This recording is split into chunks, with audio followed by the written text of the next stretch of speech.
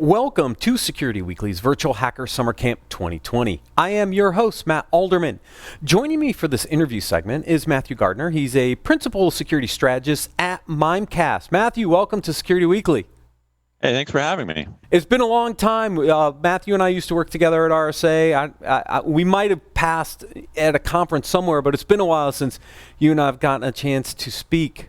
How are we going to bump into people these days? Yeah, I know, exactly right. Live conferences. Yeah, we got to do it this way. It's the only way it's going to happen, I think. We're going to talk about your updated threat intelligence report, your BlackHat USA Edition. I want to talk about some findings there. But before we do that, I think most people are familiar with Mimecast, but you guys have made a number of acquisitions over the past year or two. Can you give us kind of an overview of Mimecast and kind of the vision behind Mimecast? Yeah, I'd say big picture, we're well known in the security domain for email security, but I would think of us more as a security controls in the cloud, beginning with email security.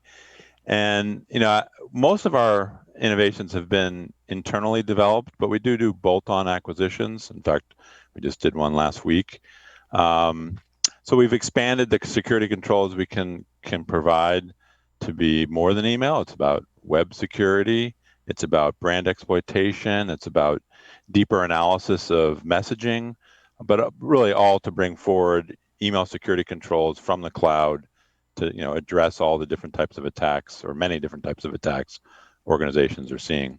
Yeah, and I think a lot of people think about web filtering and email filtering is two different solutions. And I think what's really interesting about some of the things that you guys have done over the past few years is you're really melding a lot of those capabilities together in a unified, integrated platform. Yeah, I mean, it's kind of weird if you think about the defenders being siloed, but the attackers being integrated. It doesn't make any sense. I mean, just in a straight-off phishing attack, usually they're sending you an email with a link to bring you to some credential collection page or some malicious website. So they think of it integrated, but the defenders historically anyway think of web security as one bucket, email security as another bucket. Why? It really doesn't make any sense. It's historical, and our view is that increasingly security controls need to be integrated, provided from the cloud, and there are a lot of reasons why, but one of them is to address how attackers are attacking you with an integrated platform. Right, exactly. I had Brian Keim on earlier from Forrester. We were talking through threat intelligence, and one of the things he highlighted when we were kind of talking through the evolution of threat intelligence is the integration of threat intelligence into things like email security. Now, I'm curious, how much you're doing your own threat intelligence, but are you also taking external feeds and using that to help really highlight where the real threats are from an email perspective? Yeah, I mean, there's no one perfect way to defend.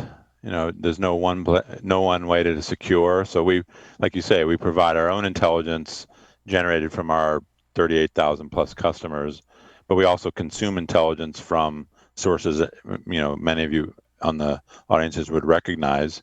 And then we push out data from the Mimecast system to our customer systems, and then consume data and or consume commands, if you will, from our customer systems. So there's no one way to do it, and you need the ins and the outs and the integrations to really make it work well. Yeah, and by having both the ins and the outs, it also, because you're a cloud-based platform, it allows you to react very quickly to evolving threats across the entire customer base. Yeah, and that's another big driver for cloud-based security systems, is that you don't have to wait for software updates, obviously, or content to be pushed from the vendor to your systems, wherever they may be. A multi-tenant cloud service like what we provide, you update an analytic, you update a piece of content, and it's globally available within seconds across multiple data centers, across all tenants, because all customers, if you will, while they have their own policies about how they want their security to behave, they're sharing the same analytic and content infrastructure in the Mimecast platform. Yeah, which makes it really easy to respond to these evolving threats, especially for an organization that maybe doesn't have a large security staff, but they still need to protect their environment and their employees. Yeah, absolutely. I mean, the vast majority of organizations are not fully staffed in any sense of the word. In fact, many customers of ours have, somewhere between 0 and 2 security people is not uncommon.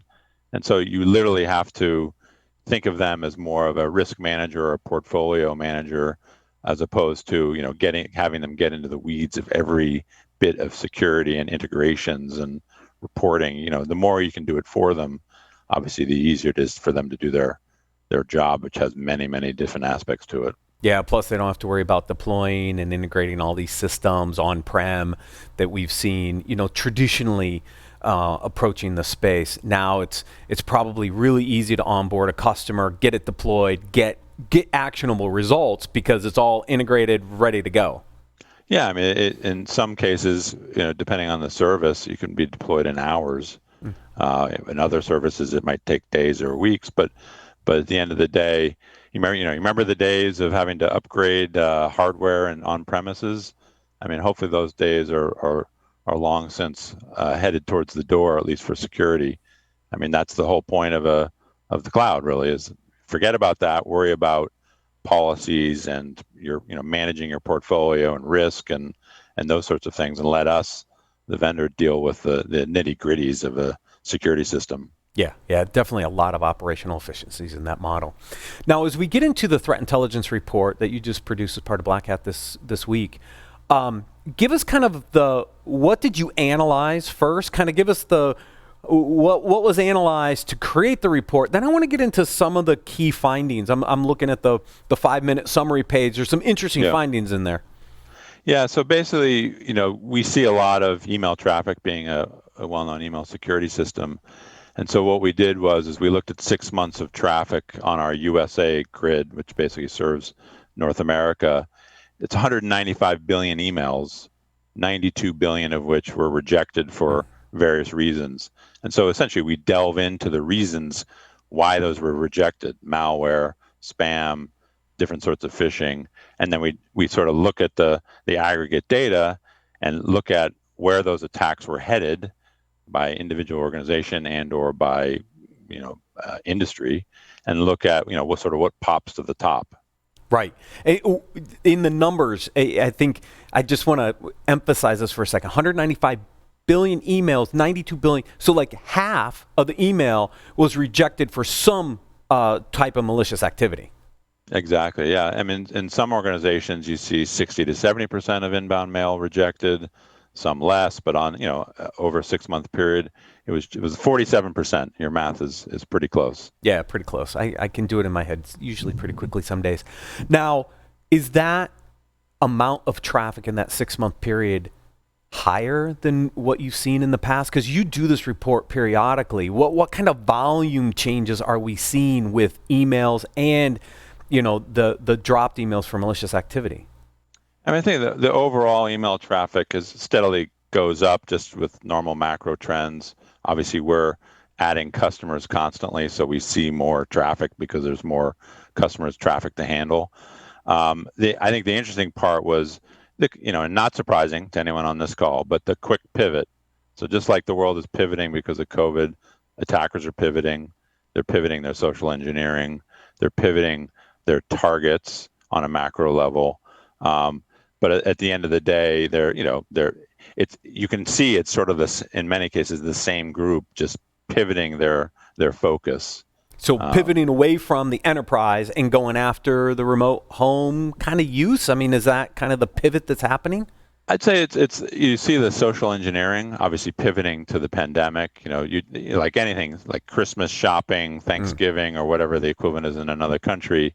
They obviously take advantage of seasonality. Well, this is like the ultimate global phenomenon that no self-respecting fisher can avoid.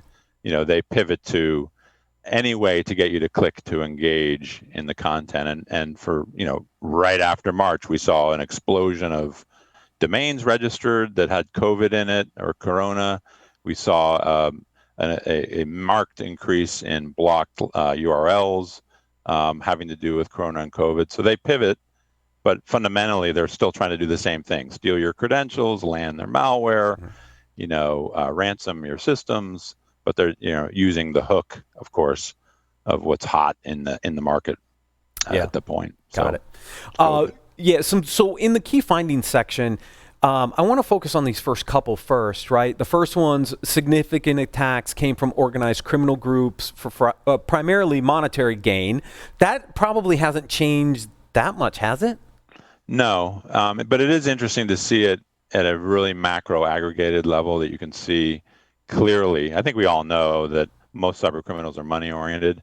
The data clearly showed that. So it just reaffirms what we believe, which is still useful. Right, which is a trend we've seen for a long time, so that hasn't changed. The second one I thought was really, really interesting, though. Verticals with essential status during the pandemic were repeatedly targeted. Yeah, so obviously there's speculation as to why. First of all, there's no point in targeting a business that's shut down, because imagine, the attackers need response for them to, work. So it makes sense to hit on businesses that, wholesale, retail, that were, sort of booming in response to the crisis. More chance to get response. The people are still working there. There's not furloughs and layoffs necessarily in those businesses. So, the activity they just shift to where they're likely to get return. Right, exactly. And obviously essential business stayed open, so, they're their primary targets. A couple other ones that are in here that, look, we've seen the increase in ransomware attacks. I mean, we've covered that a lot on the shows, seen a lot of trends to that rise. Are we seeing more of that now that we're in this kind of pandemic event,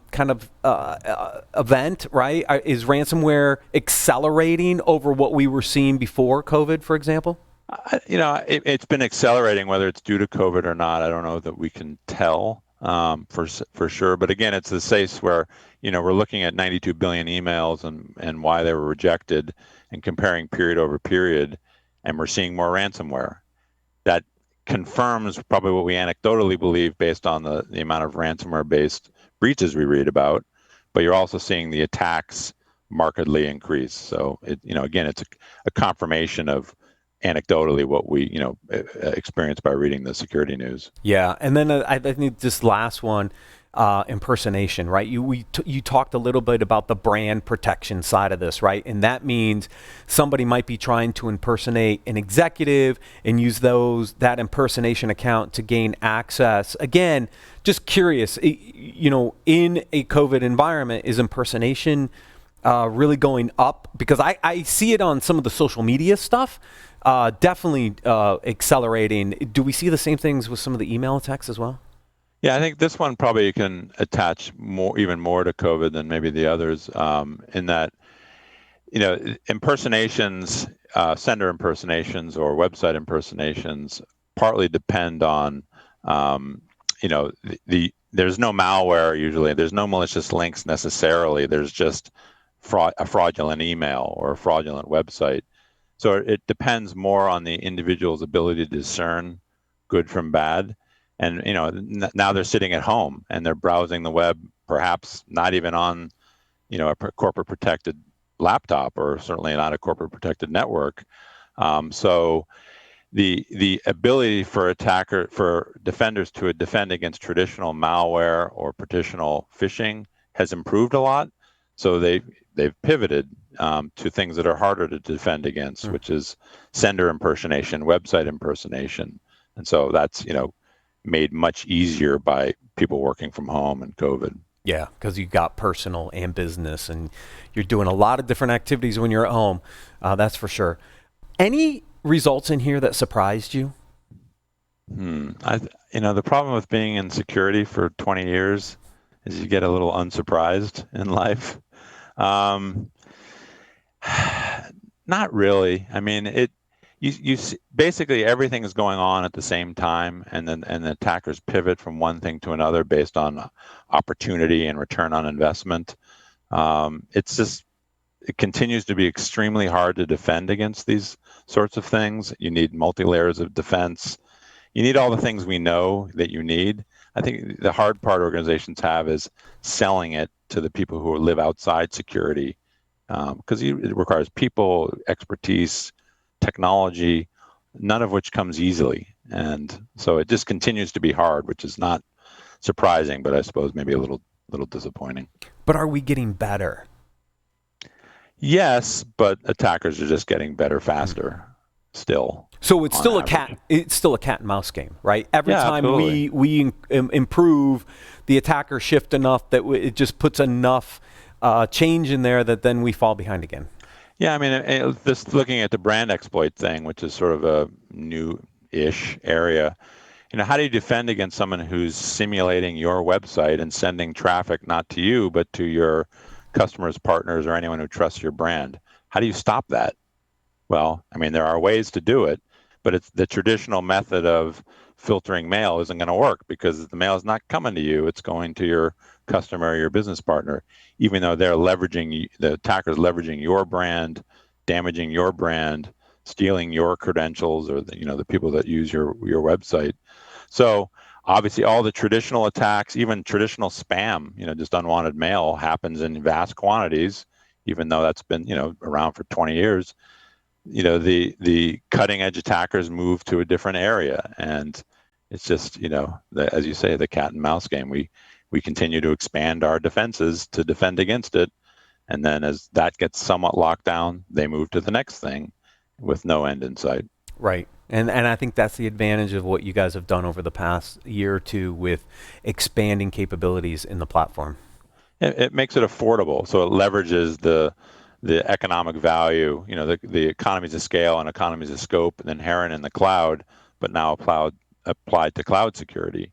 And you're never going to hire your way out of this problem, so you need more automation, you need more integration, and you need to up-level your security people so that they're not in the weeds as much, and that they're essentially becoming risk managers and security portfolio managers and leveraging these integrated platforms increasingly to improve their defenses. Yeah, we agree with you 100%. Matthew, thank you so much for joining us on Security Weekly. And if anybody wants to download the latest threat intelligence report from Mimecast, please visit securityweekly.com/MimecastBH, the BH for Black Hat.